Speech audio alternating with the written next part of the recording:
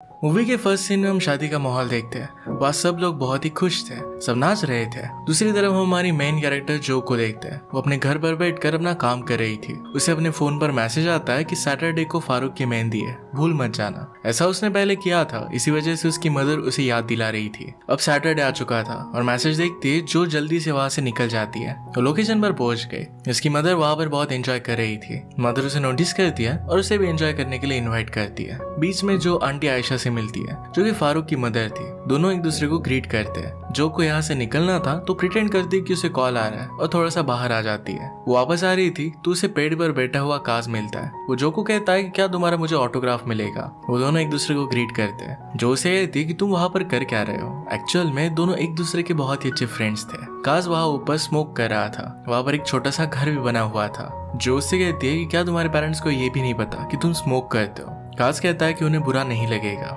केरू उसे बताता है कि अब उसकी शादी होने वाली है। जो काज को कांग्रेचुलेट करती है। वो कहती है कि लड़की कौन है। काज बताता है कि मुझे अब तक पता नहीं है। जो ये बात समझ नहीं पाती, काज उसे डिटेल में बताता है कि एक अरेंज मैरिज होने वाली है। उसकी फैमिली ने उसके लिए लड़की डिसाइड की है। जो कहती है कि अगर मुझे किसी अनजान आदमी के साथ शादी करनी पड़ी तो मेरे लिए बहुत ही डिफिकल्ट हो जाएगा।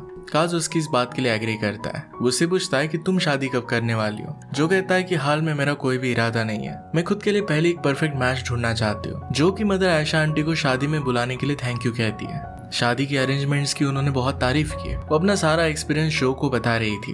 अगले दिन जो अपने काम पर जाती है। वहाँ पर उसके टीममेट्स अगले प्रोजेक्ट के बारे में डिस्कस कर रहे थे। जो को उसकी टीम इस बार एक अच्छी डॉक्यूमेंट्री बनाने के लिए कहती है। इस पर आइडिया के बारे में वो डिस्कस कर रहे थे। जो कहती है कि ब्रिटेन में चल रहे अरेंज मैरिज के बारे में हम डॉक्यूमेंट्री बना सकते हैं। बाकी लोगों को कुछ भी ये समझ में नहीं आता। जो कहती है कि मेरा एक चाइल्डहुड फ्रेंड है जो पाकिस्तान से है। वो हमारे घर के पास ही रहता है, हम दोनों साथ में ही बड़े हुए हैं। उसकी अब एक अरेंज मैरिज होने वाली है। जो को लग रहा था कि इस अरेंज मैरिज की सिस्टम पर उसे डॉक्यूमेंट्री बनानी चाहिए। उसने उन्हें एक्सप्लेन किया कि पेरेंट्स ही अपने बेटे के लिए एक पार्टनर ढूंढते हैं। इस डॉक्यूमेंट्री को लव कॉन्ट्रैक्टली नाम देती है। उसकी सारी टीम इस आइडिया से बहुत ही इम्प्रेस थी। अब जो को इस डॉक्यूमेंट्री के लिए काज को कन्विंस करना था। उसे कॉल करती है पर काज इसके लिए रेडी नहीं था। वो उसे मनाने लग गई। कहती है कि सब कुछ पहले की तरह ही होगा, हम इस प्रोसेस में काफी मजे करेंगे। बचपन में एक दूसरे के साथ जिस तरीके से टाइम स्पेंड करते थे उसी तरीके से टाइम स्पेंड करेंगे। काज इस बात के लिए भी मना कर रहा था। आखिर में काज उसे कहता है कि हम दोनों मिलकर टेबल टेनिस खेलेंगे, अगर तुम जीत जाती हो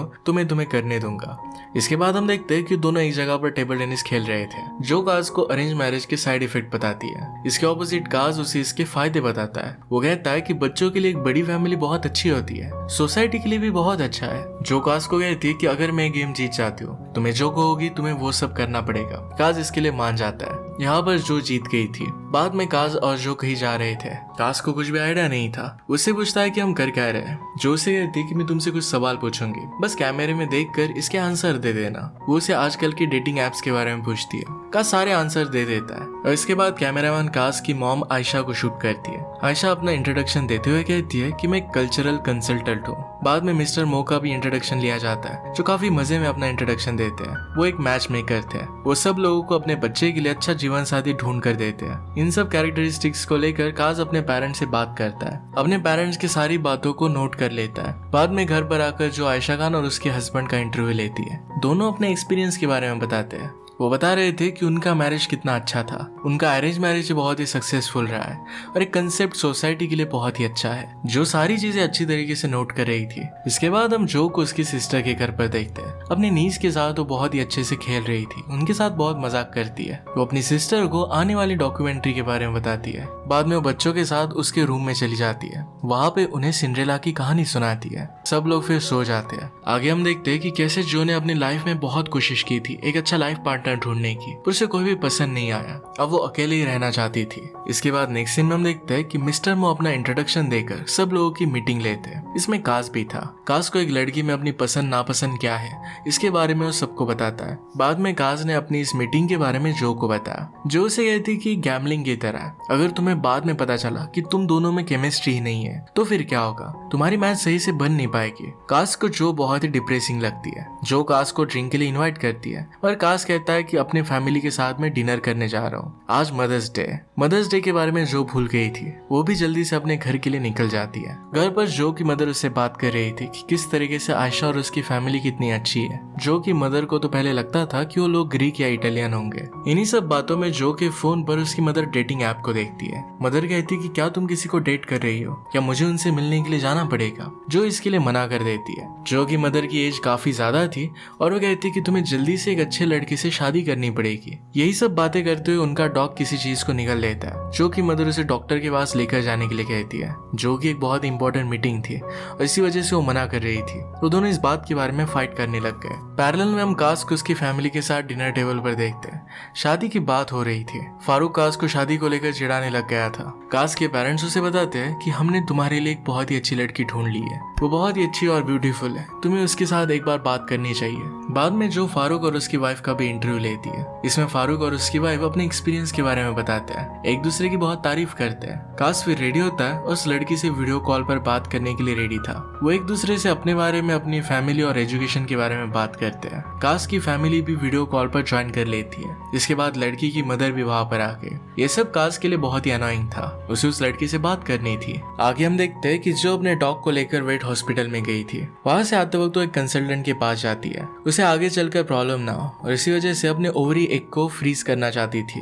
कंसल्टेंट उसे बताती है कि अगर तुम एग को फ्रीज करोगे तो फिर से बर्थ होने के चांसेस कम हो जाते हैं। तुम्हें एम्ब्रियो को फ्रीज करना चाहिए। इसके लिए जो को किस आदमी के साथ बच्चे चाहिए ये डिसाइड करना था, पर अब तक उसने किसी भी लड़की को पसंद नहीं किया था, तो इसके लिए बहुत ही हार्ड था। ये जब वो बात कर रहे थे तभी जो को उसकी सिस्टर का कॉल आता है। तो उसके घर पर जाती है। सिस्टर उसे बताती है कि मेरा हस्बैंड मुझ पर चीट कर रहा है। ये उनके बच्चों के लिए बहुत ही बुरा था। इसके बाद हम जो को एक पार्टी में देखते हैं। वहां पर एक लड़के के साथ वो इंटीमेट हो जाती है। ये करने के बाद उसे बहुत ही गिल्टी लगता है। काश फुटबॉल की मैच खेल रहा था, उसे ब्रेक मिलता है तो फिर जो उससे क्वेश्चन पूछने लगती है। काश कहता है कि फाइनली उसकी शादी फिक्स हो गई है। जिस लड़की के साथ ये फिक्स हुई है उसके साथ तो लास्ट मंथ से बात कर रहा है। उसकी मदर ने सब लोगों में अब मिठाइयां भी बांट दी है। जो उससे पूछती है कि उस लड़की की एज क्या है। काश कहता है कि मुझे एज गैप के बारे में पता है। वो लड़की बहुत ही स्मार्ट है और ये ज्यादा बड़ा प्रॉब्लम नहीं होगा। जो पूछती है कि क्या तुम दोनों में चीजें कॉमन है। काश कहता है कि हम में काफी चीजें कॉमन है। जो को बहुत ही डिसअपॉइंटेड लगता है कि ये अजीब सी शादी अब काश करने वाला था।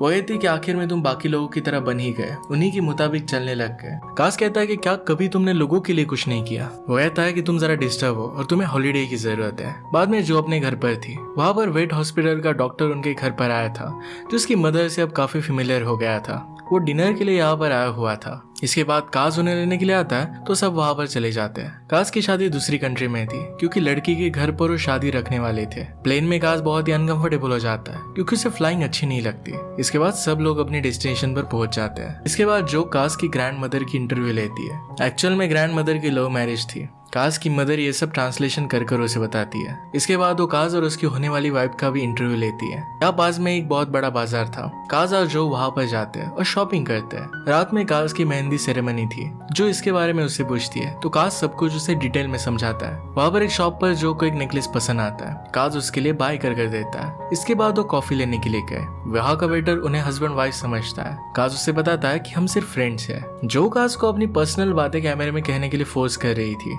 जो नहीं कहना चाहता था वो उसे बोलने के लिए उकसा रही थी। तो फिर काश मुसलमानों पर होने वाले भेदभाव के बारे में बोलने लग गया। जो तुरंत कैमरा बंद कर देती है, कहती कि डॉक्यूमेंट्री का टॉपिक बहुत अलग है। अब रात में मेहंदी का फंक्शन है। वहां पर उसकी होने वाली वाइफ मेमोना भी आई हुई थी। वो बहुत ही ब्यूटीफुल लग रही थी। सब रस्में बहुत ही अच्छे से होती है। सारे मोमेंट्स को जो अच्छे से कैप्चर करती है। इसके बाद मेमोना काश को अपने फ्रेंड से मिलवाती है। सब लोग मिलकर डांस करते हैं। मेमोना भी इस सब को बहुत एंजॉय कर रही थी। काश को ये सारी चीजें उतनी ज्यादा पसंद नहीं आती और फिर वो जरा बाहर आ जाता है। जो भी उसके साथ आई वो एक जगह पर पहुंचते जहाँ पर सब लोग गाना गा रहे थे। एक फोक सॉन्ग था। काश सारी चीजों को जो को इंट्रोड्यूस करता है। इसके बाद जब वो घर जा रहे थे तो जो उसे कहना चाहती थी कि ये शादी मत करो। वो उसे प्यार करती थी पर वो कह नहीं पाती। वो घर पहुंचते हैं और दोनों अपनी दिल की बात टाइप करने के लिए लेते हैं पर वो कुछ भी सेंड नहीं कर पाते। इसके बाद हम देखते हैं जो काश का एक इंटरव्यू लेने के लिए आती है क्योंकि अब मेमोना और काश की शादी हो गई थी। दोनों अपने एक्सपीरियंस बताते हैं। कैमरा ऑफ कर जो काश को कहती है कि मुझे ये सब ठीक नहीं लग रहा। तुम सब लोग मिलकर कुछ प्रिटेंड कर रहे हो। तुम रियल तरीके से बिहेव नहीं कर रहे। इस बात की वजह से दोनों में लड़ाई हो जाती है। इसके बाद हम देखते हैं कि जो की डॉक्यूमेंट्री कंप्लीट हो गई थी।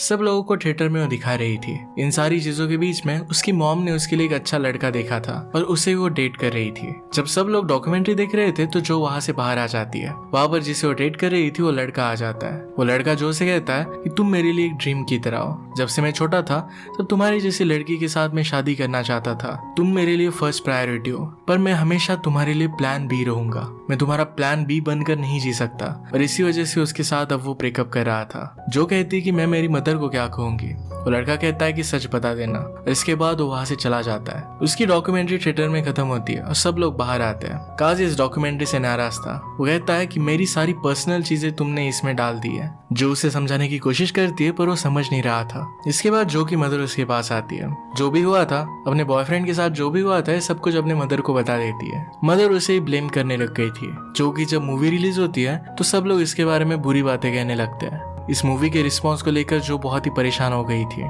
इसके बाद तो अपना सामान पैक कर रही थी। तभी उसकी मदर वहां पर आ जाती है। वो पूछती है कि कर क्या रही हो। जो कहती कि मुझे एक ब्रेक की जरूरत है और ब्रेक के लिए ही वो टर्की जा रही है। इसी के बारे में जब वो बात कर रही थी तब उसे काज का मैसेज आता है। काज ने उसे एक वीडियो भेजा था। इससे हमें पता चलता है कि काज तो मेमोना से प्यार करता है, पर मेमोना उसे प्यार नहीं करती। वो किसी और को ही चाहती थी और प्रेशर में उसने शादी की थी। काज को भी उसके साथ रहने के लिए सब कुछ प्रिटेंड करना पड़ रहा था और इसी वजह से अब वो डिवोर्स लेने वाले थे। जब ये बात वो फैमिली को बताते हैं तो सबके सामने काज ने भी बता दिया था कि वो स्मोक और ड्रिंक दोनों करता है। सब लोगों से बात करने के बाद वो जो को ढूंढता है। जिस पेड़ पर उन्होंने छोटा सा घर बनाया था वो वहां पर थी। काज उसके पास आ जाता है।